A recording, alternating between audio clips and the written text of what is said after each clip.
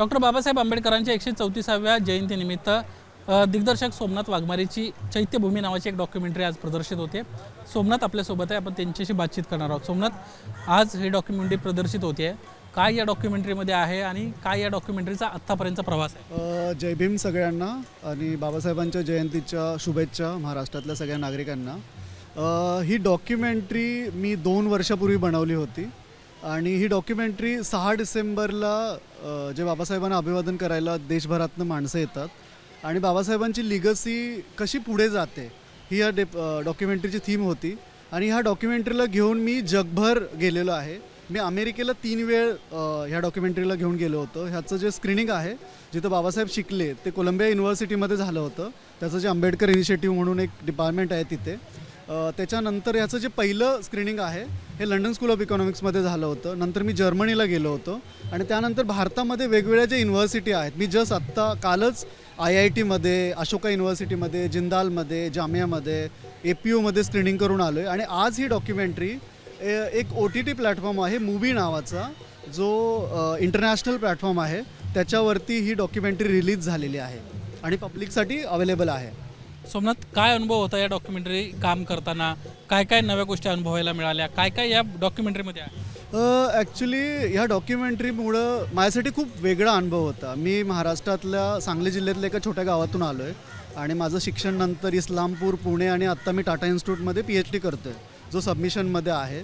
तर एका छोट्या गावातून येऊन मी मागल्या 10 वर्ष झालं डॉक्युमेंटरी प्रॅक्टिस करतो आहे आणि ही पहिली डॉक्युमेंटरी आहे जिला घेऊन मी जगभर मला जाता आलं। म्हणजे मराठी मीडियममध्ये मी शिकलो आहे आणि वेगवेगळ्या देशांमधल्या वेगवेगळ्या नागरिकांबरोबर एक इंटरॅक्शन करता आलं आणि एक गोष्ट जाणवली की आता आंबेडकरांबद्दल जगभरामध्ये खूप मोठं संशोधन होतं आहे आणि जातीचा जो प्रश्न आहे त्याच्याबद्दलही जगभरामध्ये लोक आता चर्चा करत आहेत। तर हा खूप चांगला अनुभव होता की बाबासाहेब इतक्या वर्षानंतर आंबेडकराइट डिस्कोर्स जो आहे तो जगभरामध्ये आता चर्चेला जातो आहे। काय प्रतिक्रिया जाणवल्या? काय त्या लोकांच्या प्रतिक्रिया होत्या? काय त्याबद्दल डॉक्युमेंटरीबद्दल बोलत होते, बाबासाहेबांबद्दल बोलत होते? बाबासाहेबांना आत्ता एक सोशल जस्टिस लीडर म्हणून जगातला, जो की नेल्सन मंडेला असेल किंवा बाकी त्या दर्जाचे जे लीडर्स आहेत, तशा पद्धतीनं बाबासाहेबांना आत्ता बघितलं जातं आहे।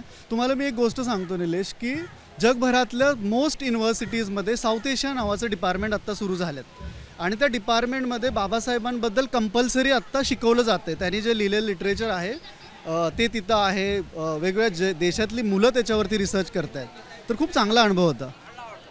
आता ही डॉक्युमेंटरी कशी पद्धतीनं पाहता येईल आणि भारतामध्ये ज्यावेळेस तुम्ही जात होता त्यावेळेस समीक्षकांच्या काय प्रतिक्रिया येत होत्या? ह्याच्याबद्दल समीक्षकांनी खूप पॉझिटिव्ह रिस्पॉन्स दिलेला आहे। स्पेशली UK मधून एक गार्डियन नावाचा न्यूजपेपर आहे, जो जगातला खूप मोठा न्यूजपेपर आहे। त्यांनी चैत्यभूमीचा रिव्ह्यू लिहिला होता आणि सगळ्या इंग्लिश न्यूजपेपर असतील, मल्याळम न्यूजपेपर असतील, मराठी असतील, मराठी टेलिव्हिजन असतील, ह्या सगळ्यांनी खूप चांगले रिपोर्ट लिहिले। इवन काही अकॅडमिशियननी पण चैत्यभूमीवरती रिव्ह्यू लिहिलेले आहेत। खरं तर या डॉक्युमेंटरीचा आणखीन एक विशेष आहे की याला पारंजीचा हात लागला आहे। पारंजीतनं ही डॉक्युमेंटरी प्रेझेंटर म्हणून घेतली आहे। पारंजीशी तुम्ही कसे पोहोचला? पारंजीचं काय म्हणणं होतं? आणि एक साऊथमधलं सगळ्यात मोठं नाव आहे दिग्दर्शक पारंजीत हे भारतातले खूप मोठे तमिळ सिनेमामधले आंबेडकराइट फिल्ममेकर आहेत आणि त्यांनी खूप चांगल्या फिल्म्स केलेल्या आहेत। त्यांनी मुंबईवरती एक फिल्म केलेली आहे काला नावाची आणि त्यांच्या 2 फिल्ममध्ये रजनीकांतनी ॲज अ लीड ॲक्टर म्हणून काम केलेलं आहे। तर रणजित हा आंबेडकराइट मुलांना पुढे घेऊन जाणारा एक फिल्ममेकर आहे आणि तशा पद्धतीचं रणजितबरोबर एक असोसिएशन आहे आमचं आणि रणजित असल्यामुळे ह्या फिल्मला आम्ही खूप दूरपर्यंत घेऊन जाऊ शकलो।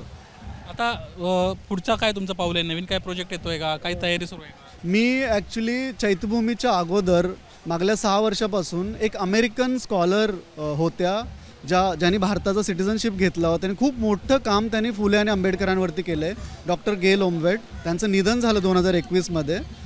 त्यांना मी फॉलो करत होतो। तर त्यांचा जो बायोपिक फिल्म आहे तो माझा पुढचा प्रोजेक्ट असेल।